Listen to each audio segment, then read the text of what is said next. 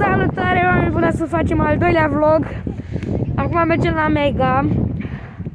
La Mega pe undeva pe acolo pe față.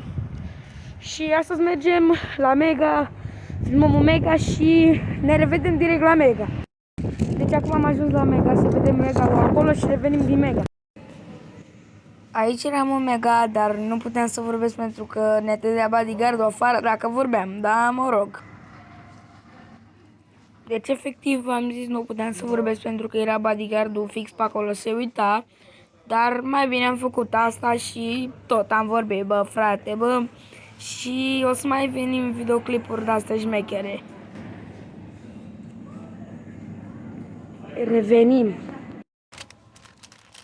Aici frumos ne-am luat un pachet Oreo, ce să zic. Hai la casă cu noi.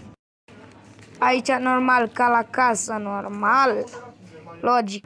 Cam acesta a fost vlogul pe ziua de astăzi. Ne revedem data viitoare cu o chestie care trebuie să vă uitați. O să-l postez în seara asta pe amândouă videoclipurile. Le postez în seara asta cu voi, a fost Eli pe 1 și ne revedem data viitoare. Pa, pa!